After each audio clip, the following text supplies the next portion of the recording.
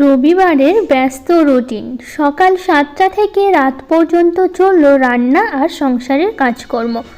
রাধে রাধে বন্ধুরা, কেমন আছো তোমরা সবাই? আশা করি ভীষণ ভালো আছো। আমরাও কিন্তু খুব ভালো আছি। আজকে হচ্ছে রবিবার, তোমাদের সাথে নিয়ে আজকে ব্লগটা শুরু করছি। সাথে থাকো, আজকের ব্লগটা তোমাদের খুব ভালো লাগবে।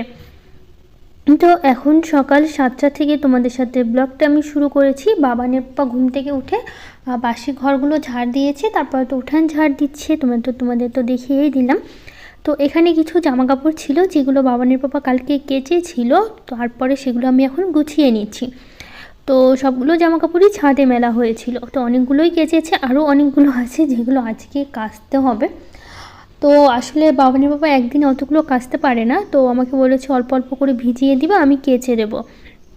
সেই কারণে কালকে কিছুটা আমি ভিজিয়ে রেখেছিলাম আর হচ্ছে কেচে দিয়েছে। আজকে আবার কিছুটা ভিজিয়ে দেবো, কেচে দেবে। কারণ হচ্ছে ওই একবারে বেশি বেশি কাচতে পারে না বলে আমি একবারে অতগুলো কাচতে পারবো না, সেই কারণে। তো যাই হোক, এদিকে জামা কাপড়গুলো সব গুছিয়ে নিলাম। তারপরে এখন এই যে জায়গা মতো যেটা যেখানে রাখার সেগুলো সেই জায়গা মতো গুছিয়ে রাখি। তো এখানে চুড়িদারগুলো থাকে আমার, যেগুলো পরা হয় সব সময়, সেই চুড়িদারগুলো তো এগুলো এখানেই রাখি। তো হাতের কাছে সব জিনিসগুলো থাকলে সুবিধা হয়, আর আলাদা আলাদা করে রাখলে খুঁজতেও সুবিধা হয়। নইলে একটার মধ্যে শাড়ি চুড়িদার সব কিছু রেখে দিলে তখন খুঁজে পাওয়া মুশকিল। এক একটা তাকে এক একটা জিনিস রাখলে সুবিধা, সেই কারণে আমি এক একটা জায়গায় এক একটা জিনিস রাখি যাতে খুঁজতে সুবিধা হয়। তো ওইদিকে সব গোছানো হয়ে গেল। তারপরে হচ্ছে আমি এইদিকে বাসি কাপড় পাল্টে চলে এসেছি আবার কাজকর্ম করতে। সকালবেলা উঠে ওইটুকুই কাজ করেছিলাম, তারপরে বাসি কাপড়টা পাল্টে নিয়ে তো ভাবলাম বিছানাটা গুছিয়ে নিই, যাবো হচ্ছে রান্নাঘরে। তো এদিকে বিছানাটা যেহেতু সকাল থেকে গোছানো হয়নি, তো সেই কারণে না বিছানা গোছাতে আমি চলে এসেছি আগে। নইলে বিছানাটা অগোছালো থাকলে আমি আবার রান্নাঘরে গেলে অনেকটা সময় লেগে যাবে ওখানে, তখন এই দিকটা আবার গোছাতে পারবো না। তখন এইভাবে অগোছালো হয়ে বিছানাটা পড়ে থাকবে, সে অনেকটা দেরি হয়ে যাবে, সেই কারণে। তো চলো, বিছানাটা যেহেতু গোছানো হয়ে গেছে, এবার চলে যাব রান্নাঘরে রান্না করতে। তো এইদিকে আমি সকালবেলা কিছুটা ড্রাই ফ্রুটস খেয়ে নিয়েছি আর ডিম সেদ্ধ হয়ে গেছে। এইদিকে আমি ওই যে পাশে ডিম সেদ্ধ করেছি।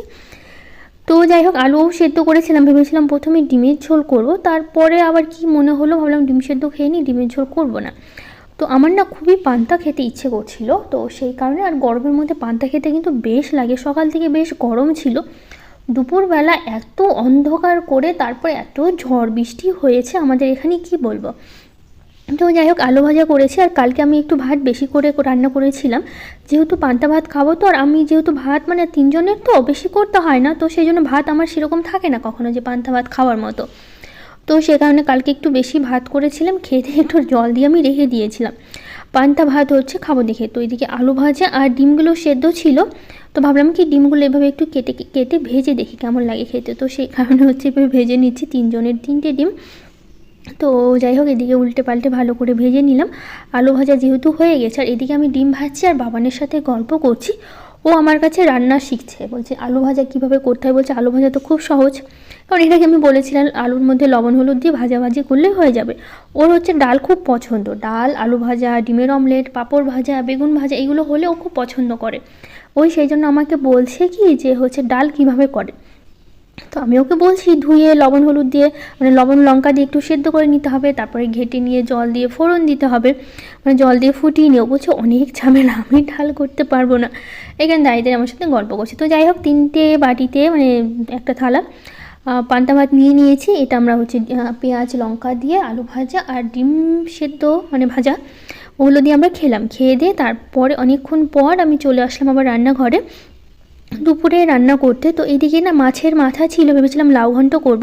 তো লাউটা দেখো পুরোটাই নষ্ট। মা 2টো লাউ এনেছিল, মানে মা এসেছিলো যখন, তো এই লাউটা তো পুরো নষ্ট হয়ে গেছে। আবার অর্ধেকটা লাউ ছিল, মানে 2টো এনেছিল, তো ওর মধ্যে অর্ধেকটা আমি সেদিন রান্না করেছিলাম আর এইটুকু থেকে গেছিলো। তো ভাবলাম তাহলে এইটুকু দিয়ে লাউ ঘন্ট করি। সকালবেলা এখন আমি হচ্ছে মানে দুপুরবেলার জন্য রান্না করব, রাতে আলাদা রান্না করব, সে কারণে এখন অল্প করে একটু হচ্ছে লাউ ঘন্ট করে নেব। মাছের 2 টুকরো ছিল মাথা, আর আছে হচ্ছে পাঙ্গাস মাছ আছে। পাঙ্গাস মাছ যেহেতু বাবানের পাপা খায় না, আর আমি এমনিতেও মাছ খেতে ভালো লাগছে না এখন, তো সেই কারণে হচ্ছে তবু বাবার পাপা এনে দিয়েছে যদি ভালো লাগে। আর আমার পাঙ্গাস মাছ খেতে আগের থেকে ভালো লাগতো, কিন্তু হচ্ছে কি বলতো, বাবানের পাপা একদম পাঙ্গাস মাছ খাই না। আর বাবানও একটু খায়, ও খুবই কম খায়, তো সেই কারণে মাছগুলো যখনই পাঙ্গাস মাছ আনে আমি আর তরকারি করি না, সবসময় ভাজাই খাই, কারণ পাঙ্গাস মাছটা না ভাজা খেতে আমার ভালো লাগে গরম গরম, তো সেই কারণে। তো যাই হোক, এইদিকে আমি ভাতটা বসিয়ে দিলাম আর ওইদিকে আমি মাছটা ভেজে নিচ্ছি, যেহেতু আমি মাছের মাথা দিয়ে মানে ইয়েটা করবো, লাউটা করবো, সেই কারণে। তো মাছের মাথাটা ভালো করে ভেজে তুলে নিয়ে এখন এই যে জিরে শুকনো লঙ্কা ফোড়ন দিয়ে লাউটা দিয়ে দিলাম। অল্প যেহেতু লাউটা ছিল না, তো তরকারিটা অল্প করে নেব, শুধু দুপুরের জন্য, তো অবশ্য থেকে গেছিলো, এতটা তরকারি লাগেনি তারপরেও। তো লাউটা আমি এদিকে ঢাকা দিয়ে রেখে দিয়েছি, জল উঠে সুন্দর একদম সেদ্ধ হয়ে যাবে লবণ হলুদ দিয়ে। তো এই দিকটা ভাবলাম একটু পরিষ্কার করে নিই, তো সেই কারণে এদিকে আমি সেলফটা একটু পরিষ্কার করে বাইরে না কয়েকটা ফুলের গাছে লাগাতে যাব। এই দুপুরবেলায় লাগাচ্ছি, কারণ কি বলতো, এত মেঘলা মেঘলা করেছে না, ঝড় বৃষ্টি তো হবেই, জানা কথা ছিল, আজকে বোঝাই যাচ্ছিলো প্রচুর ঝড় বৃষ্টি হবে। তো ভাবলাম কি বিকেলবেলা আর কি লাগাবো, এখনই লাগিয়ে দিই, তাহলে আর এমনিতে না মেঘলা মেঘলা ছিল, সকাল থেকে খুব একটা রোদ ছিল তা না, তো সেই কারণে না ফুলের গাছগুলো লাগিয়ে দেবো। এগুলো সব ওই যে কিনতে পাওয়া যায় না চাষ করে, যে গাঁদা ফুলের গাছগুলো, সেগুলো তো আমার কয়েকটা ছিল, ওখানে কয়েকটা বীজ মানে ফেলেছিলাম, সেখান থেকে আবার নতুন করে না বেশ অনেকগুলো গাছ হয়েছে।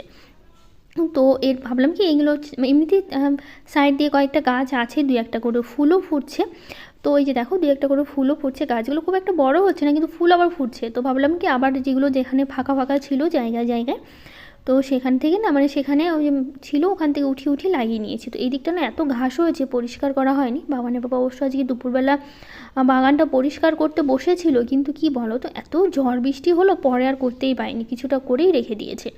তো গাছগুলো লাগিয়েলাম, বাবানের বাবাকে বললাম একটু জল দিয়ে দিতে, যদি বৃষ্টির কথা ভেবেছিলাম, বৃষ্টি তো হবে, কিন্তু তারপরেও যদি না হয়, এমনিতে মেঘলা মেঘলা করছিল, রোদ ওঠেনি, গাছগুলোর কিছু হতোও না। তো পরে দেখি যে সত্যি সত্যি প্রচণ্ড ঝড় বৃষ্টি হয়েছিল। তো এইদিকে দেখো লাউ ঘন্টটা আমার একদমই হয়ে গেছে, এখন হচ্ছে লাউ ঘন্টটা আমি নামিয়ে নেব। আর কালকের না দেখো ডালও আছে আর একটু সবজিও আছে, সেই কারণে না আর অন্য কিছু রান্না করিনি দুপুরের জন্য, অনেকটা ডাল। আর এদিকে দেখো কালকে এই সবজিটা করেছিলাম, এই সবজিটাও থেকে গেছে, তো সব কিছু ভালো করে গরম করে রেখে দেবো। তারপরে এখানে কিছু বাসন আছে, মানে ওই রান্না করতে করতে কয়েকটা বাসন জমে গেছিলো, তো রান্না যেহেতু শেষ হয়ে গেছে, তো সেই কারণে বাসনগুলো মেজে নিচ্ছি। বাসনগুলো মেজে নিলে সব কাজকর্ম হয়ে যাবে। আজকে না স্নান পুজোটা বাবানের পাপাই, মানে স্নান করে পুজোটা বাবানের পাপাই দিয়েছে, আমি পরে স্নান করেছিলাম, কিন্তু আমার আগে বাবানের পাপা করেছে স্নান, তো সেই কারণে ওই পুজোটা দিয়েছে, আজকে আমি আর পুজো দিইনি। তো যাই হোক, এদিকে বাসনগুলো মাজা হয়ে গেছে, যেহেতু দুপুরে খাওয়া দাওয়া হবে, তো সেই জন্য গরম গরম মাছগুলো ভেজে নেবো, মানে পাঙ্গাস মাছগুলো ভেজে নেবো, আমি আর বাবান খেয়ে নেবো, বাবানের বাবা তো খাই না, তোমাদের বললামই। তো এখানে হচ্ছে মাছগুলো 4 টুকরা ছিল, সেই মাছগুলো ভেজে নিয়েছি। তো খাওয়া দাওয়ার পর এত দেখো কী যে হাওয়া দিয়েছিল, পুরো অন্ধকার হয়ে গেছিলো, তারপরে অবশ্য আকাশটা পরিষ্কার হয়ে এত বৃষ্টি হয়েছে, পুরো একদম জল জমে গেছিলো আমাদের বাগানে পরে। তো আস্তে আস্তে অবশ্য জলটা সরে গেছিলো। তো যাই হোক, এইদিকে বিকেলের দিকে আমি খেয়েছি, এখানে ছানা ছিল, তো একটু হালকা একটু চিনি দিয়ে আমি খেলাম, এটা বাবানের বাবাই আমাকে করে দিল, দুধ ছিল সেটা দিয়ে। তো যাই হোক, তারপরে খেয়েছি কিছুটা ফল, এখানে আছে মৌসুমি, আমি নিজেই কেটে নিয়েছিলাম ফলগুলো। তো মৌসুমি খাওয়া দাওয়ার পর সারাদিনে সেরকম কোনো কাজকর্ম করা হয়নি, তারপরে চলে এসেছি রাতে রান্না করতে। রাতে বাবানের বাবা নিয়ে এসছে মাটন, নিয়ে এসছে, আবার মাছও এনেছে। মাছটা আমি হচ্ছে মানে বাবানের পাপা ধুয়ে ফ্রিজে রেখে দিয়েছে, এখন রান্না করছি, পাশে একটু ভাত বসিয়ে দিয়েছি। আর এইদিকে হচ্ছে আমি আলুগুলো মানে ভেজে তুলে নিলাম আলুগুলো। এদিকে আমি মাংসের জন্য যা যা মশলাপাতি যা যা লাগে সব কিছু একবারে রেডি করে নিয়েছি। তো এইদিকে ফোড়ন দিয়ে পেঁয়াজগুলো আমি দিয়ে দিলাম, পেঁয়াজগুলো খুব ভালো করে হচ্ছে ভাজা ভাজা করে নেব। তারপরে দিয়ে দেবো এর মধ্যে টমেটো, আর দিয়ে দেবো হচ্ছে বেটে রাখা মশলা, মানে মাংসেতে যা যা মশলা লাগে সব মশলাগুলো আমি একবারেই করে নিয়েছিলাম। এর মধ্যে দিয়ে দেবো লবণ আর হলুদ, মানে যতটা পরিমাণে লাগে মাংসের জন্য অতটা একবারে আমি লবণটা দিয়ে দিলাম, দিয়ে ভালো করে এখন মশলাটা কষিয়ে নেব।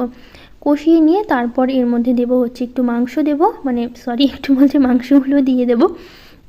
আর আমি একটু ডাল আলু ভাজা করবো, বাবা আবার সকালবেলা আলু ভাজা খেয়ে ওর ভালো লেগেছে, ও আবার বলছে আমাকে ডাল আলু ভাজা করে দাও, আমি রাত্রেবেলা ডাল আলু ভাজা মাংস দিয়ে ভাত খাবো। তো সেই জন্য আমাকে আবার একটু ডালও করেছিলাম, আবার একটু আলু ভাজাও করেছিলাম পরে। তো যাই হোক দেখো মাংসটা একদম কষানো হয়ে গেছে। অবশ্য মাংস আমি প্রেশারে দিই, কারণ হচ্ছে খাসির মাংস প্রেশারে না দিলে বাবানের বাবা একদমই খেতে চায় না। তো দেখো মাংসটা আমার একদমই হয়ে গেছে, প্রেশার কুকারে সিটি দিয়ে নিয়েছিলাম কয়েকটা, তারপর নামানোর আগে গরম মশলা দিয়ে নামিয়ে নিয়েছি। আর এদিকে করছি এই যে ডাল, বাবান ডাল খেতে চেয়েছিল, ডাল আর করেছি একটু আলু ভাজা। তো যাই হোক, এগুলোই রান্না বান্না হয়েছে আজকে রাতে। তো এগুলোই রাত্রেবেলা খাওয়া হয়েছিল। তো আলু ভাজা ডাল দিয়ে বাবান খুব পছন্দ করেছে, ও ভালোবাসে খেতে খুব। তো যাই হোক, আজকের ব্লগটা কেমন লাগলো জানিও। আজকের মতো টাটা, দেখা হবে নতুন একটা ব্লগে।